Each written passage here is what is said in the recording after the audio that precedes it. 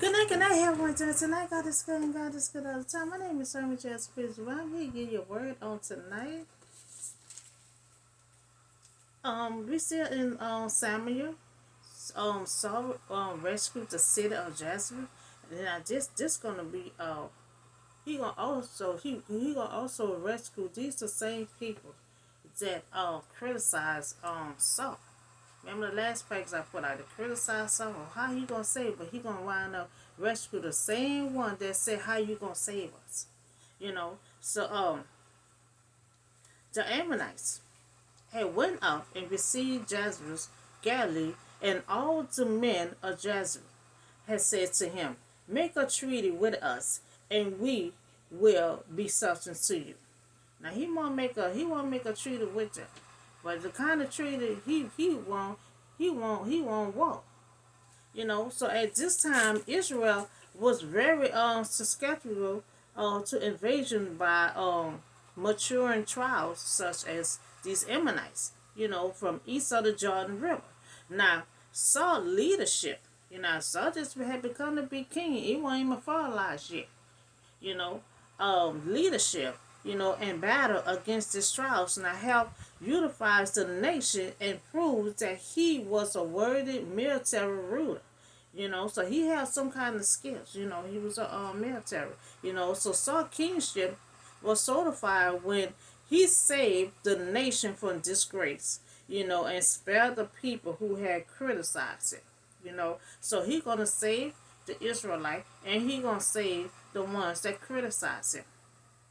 You know, but the Ammonites replied that I will make a treaty with you only on the condition that I got out, I got out the right eye of every one of you, and so bring disgrace on all the Israel. Now what kind of treaty is that? He said I will guard out the right eye, of you and everyone else. I wanna put disgrace on the Israelites. So that's what he wants to do. Now he told that Jabesh. Now Jabesh is one of the Israelites. You know, but that's the one who criticized Saul. But Saul gonna have to help him when the Ammonites gonna try to come and attack him in his city.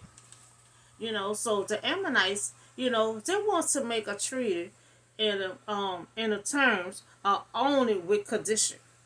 So now the Ammonites want to gut out the right eye, you know, Jabez, and bring the grace of all the Israel. Now Jabez is one of the Israelites. It's the one who criticized some, and he like in part of the city by himself. Him and his little group. So now you got the Ammonites want to attack him. He said, my eye got out your right eye, and all the Israelites. I want them to be disgraced. So the elders of Jabez had said to him, give us 7 days so we can send a messenger throughout to Israel. And if no one comes to rescue us, then we'll surrender to you.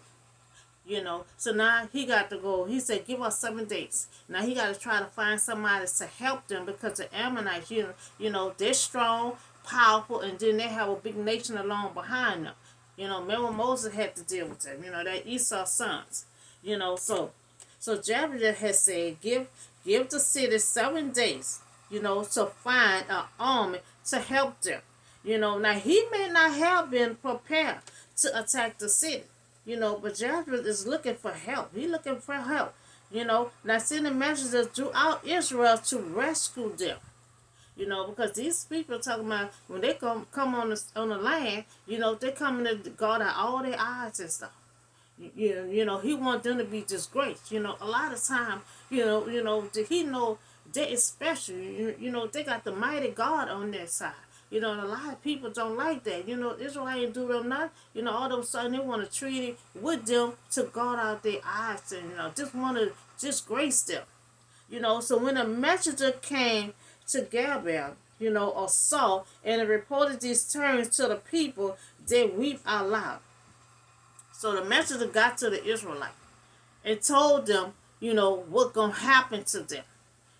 once the Ammonites come on their land. So time Saul got to them, they're weeping, they're crying, they're terrified.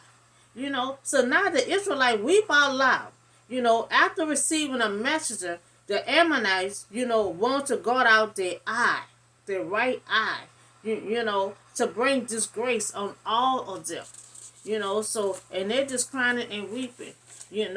So just then Saul was returning from the field, behind his ox, and he asked, "What is wrong with everyone?" Everybody just crying and they weeping. So Saul like, "What is the matter with everyone?" So why are they weeping? And when they repeated to him, what the men of Jezreel had said, remember, Jezreel had said that the Ammonites will guard out their right eye on every one of them, to bring disgrace on the Israelites. So this why they are weeping, So Saul asked them why they weeping, So when Saul heard these words, he just become to be king. It have not been fertilized yet. Samuel is still in charge. So when Saul heard these words, the Spirit of God, came powerful upon him, and he burned with anger. So after Saul heard why they was weeping, and now the anger is a powerful emotion. So often it may drive people to hurt others, with words or physical violence, but anger directed to get back, of others, mistreat you, unreason, so anger can cause all kind of effects. Anger can have you to do any old thing, So Saul was angry by the Ammonites, threatened to humiliate, mistreat his fellow Israelite. He cared for them. He just got in sick now, but he still cared for the Israelite.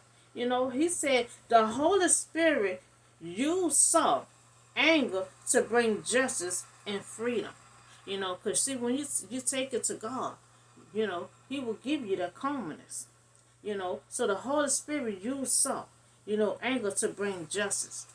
So God, he gonna turn to God, turn to God for guidance, because he ain't gonna be able to work and function right being angry. And so Saul had just become king. So this is first case. He asked God how he can channel his anger in constructive ways to help bring about a positive change. The power of God came upon him to give him the answer. So he took a pair of ox. Remember he just come from off his father's field. So he took a pair of ox. He cut it into pieces. And he sent the pieces by the messenger throughout Israel, proclaiming, "This is what will be done to the ox. Anyone who does not follow Saul, and Samuel, then the terror of the law fell upon the people, and they came out together as one." Now, he talking about the people, who criticize him. They don't, talking about how he gonna save us. Sometimes you just become to be a leader, and lucky Samuel is still a leader and still there. So they still wants to work on the Samuel and don't want to pay Saul no attention. That's why Saul still put Samuel's name in it. Who don't want to worship Saul and Samuel? Because they know they're gonna come forward with Samuel. So Saul took his father ox, his field, and sent them throughout all coasts of the Israel by the hand of the messenger, and some carrying a piece one way, and some another. So saying, whoever, come and not, don't come, and Saul and after Samuel, Saul is talking to the people who despise him. They despise him and they feel like they don't want to work under Saul, but continue working under Samuel. So the chosen, he was a chosen king. These are the ones who criticize Saul, how he will save us. That's why he stated him and Samuel. So they know they're gonna move when he says Samuel. You know, who they want, who would not object to and confuse the authority of Samuel. They will not reject Samuel. They answer to Samuel. But right now, they don't even want answers to Saul. Because he was a chosen. He just got chosen. And they were just cracking jokes and criticize like, how he gonna save us? Now Saul cut the ox, cut it into pieces. And he said, it shall it be done. You know, now he cut this ox in pieces, meaning I cut you in pieces. If y'all don't listen. So so he cut it in pieces, and these were, he really don't want to cut them in pieces, but he had to threaten them. He had to threaten them to make them move. So this is his first coming to the throne. So the fear of the law fell on the people. And they fear. They be disobedient. The law would cut them into pieces, or some way of destroy them, as well as Saul would cut their ox into pieces. So in other words, she was throwing a sling that God would cut you into pieces. Not only cut you into pieces, but God would destroy you. If they don't listen to Saul or either Samuel. So their mind were oppressive with sense of this affair being of the Lord. So they came out, with one consent, as one man, as if they had consulted together. So they came out all together. Remember, they live in different parts of the land. Remember, God gave them a big old land. So the Israelites is scattered all over. But it was like a handful of them that was criticizing, and they wanted to listen to Saul. So they came out all together. Like they consult together. So being under a divine impulser, they set out from a different part. They all came from different part. Because Saul had took their ox and broke it all into pieces. He said, this is how it's gonna be done. This is first day. Being king, he had to act like that. This is how it's gonna be done. You see how this shit cut into pieces? So these are the same guys who criticize Saul, and when Saul had kept silence, at that time. Now, sometimes it's time to be silent, and sometimes it's time to speak. We had to decide what that decision is, when that time is to be silent, and when that time is to speak. So these are the same guys that threatened the Israelite. That he will go out. He will, these are the same guys came and told the Israelite what the Ammonites had said. They're going to gut out their eyes and humiliate all the Israelite. And so he really was trying to find someone to help him. And really he's supposed to go to Saul. But he don't want answers to Saul. So they reject Saul and now testing his ability as a chosen king. Threatened to harm the Israelite, and I guess to see how Saul would save them, since they made that statement. So when Saul mustered them at the land, the men of Israel numbered 300,000, and those of Judah had 30,000. Ammonites had 30,000. They had less. So they told the messenger who had come and said to the man of Jezreel, by this time the sun is hot, tomorrow you will be rescued. So Saul had told them, by the sun be hot tomorrow, by that time you will be rescued. So they reported to him, and they were elected. So tomorrow, by that time, the sun will be hot, and when it's smacking with the greatest heat, as at noon, it was on the third day the assistant will promise them, a promise that you should have help. And Saul, with his army, by that time would come and rescue you. Now, Saul telling them, when the sun gets so hot, by this time tomorrow, you will have some help. So raise the seals, at the messenger, came and showed it to the men of Jezreel what Saul had promised and what the numbers of army he had raised and had now upon the march for their relief, and tomorrow would be to them. Tomorrow Saul will rescue them, and he will show them, this is how I'm gonna rescue you. You say how I'm gonna rescue you, how I'm gonna save you. I'm gonna show you how I'm gonna save you. Saul about to shut the mouth of the people that criticize him. So they said to the Ammonites. So it was good news and glad tidings to them. So it chilled their heart and give them spirit. Because they were scared, they was afraid. Somebody gonna poke your eyes out. And all their eyes out. So Jezebel really was supposed to go around and get an army together to try to help them when the Ammonites come to land. But he didn't. He just went and told Israelite what they said. So they said to the Ammonites, tomorrow we will surrender to you. And you can do whatever you like to do with us. So they just told them that. Because Saul gonna tell them off. That just to let them know for them to come on.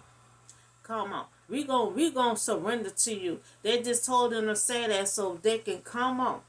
Come on, so Saul can tear them up. So they have confidence. In themselves. Because Saul told them by this time, the sun is hot tomorrow. You will have help. That's why they said tomorrow they will surrender to you. They had to let them know that so it could be easy for them to come on their land. Thinking they're afraid, that, we just going to give ourselves to you. They just told them that because they know Saul said, you're going to have help, tomorrow at this time when it's steaming hot. So the next day Saul separate his men, to 3 divisions. During the last watch of the night, they broke into the camp of the Ammonites and slaughtered them into the heart of the day. To the heat of the day. Just like he said, Saul wanted to beat them down while it was hot. I don't know why. He said the Ammonites slaughtered them, he slaughtered the Ammonites, until the heat of day arrives. So he just wanted to beat them down, while it was hot. So now who survived? Who survived was scattered. So that no two of them was left together. So there are 300,000 of men. Saul has separated his men, into these divisions during the watch. This Saul for his battle. But now he is not ready for in position yet. Samuel is still in charge. But now Saul said, when the sun is hot tomorrow, you will be rescued. So in the last watch, they slaughtered. Saul came to rescue them. He slaughtered the Ammonites, until the heat of the day. He said when it's get hot, by the next day, he wanted to beat them down while it was so hot. So while it was so hot. So that's the story on Samuel had rescued the city of Jabesh, the one who criticized him. So we're going to talk about Saul confirmed as king. Remember I told, he was anointed as king, but he wasn't fully in position yet. Because, he had to do the procedures, paperwork, and all that. That's why Samuel still was there in position. So, technically, Samuel is still in charge. So, the people then said to Samuel, who was it, that asked, that should Saul reign over us? Now, the Israelite asked for a king. Now Saul got roots.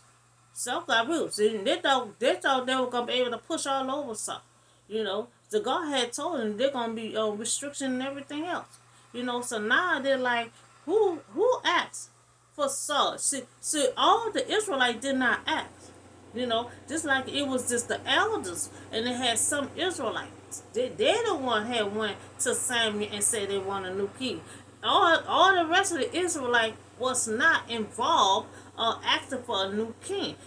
So now the people then said to Samuel, who was it that asked, should we have a king? Who turned this man over to us? That we may, put them, to death. So now the Israelite want to put the other Israelite to death, whoever had asked for a king. Israel has demand, to have a king over them, that who will lead them into battle, so that they will be like the rest of the nation. So all the Israelite wasn't in group. When certain Israelites request for a king, they want to be like the other nation, but it was not all the nation had requested. So God had told Israel that He is their king, and He will lead them into battle like He has in the past. But the people do not want this. They don't want this. So God gave the people what they wanted. Saul is a kind of king the people want, and God has Samuel anoint him as king. So Saul is calling is to restrain wickedness. See, Saul coming with roots. He restrained wickedness. He turned the people back to God. So Saul not gonna have them to be doing wickedness and stuff. Now Samuel about to have Saul about to have rules, and he about to turn them back over to God. Ain't no, cause see, Saul answered to God, so he ain't gonna have them disrespecting God. So he turned the people back to God and deliver Israel from its enemy. So the people have what they wanted. They asked for what they wanted. But God is going to show the people that God is all you need. Now, sometimes God will give you what you want, but God have little obstacles getting in the way, to let you know, I'm all you need. I'm all you need. I have to show you when you get drop bottom, who you going to call? God. And God do that for to let you know He all you need. God will put obstacles in your way so you can lead right back to God. A lot of people feel like they don't need God, but when they get jammed up, who they call? But God is going to show the people that God is all they need. God give them what they wanted, but God will let things happen to show them that God is all you need. But Saul has said no one will be put to death. Because see, the Israelite wants to put the other Israelite to death, whoever had asked for a king. And so Saul said, ain't no one gonna put no one to death. For this day, the law had rescued Israel. The law alone has the power, to work salvation. So that means none of them is not going to put nobody to death. God has the power for salvation. So then Samuel had said to the people, come let us go together and there renew the kingship. So like I said, when they know him king, he wasn't fully anointed. So now they're about to renew the kingship.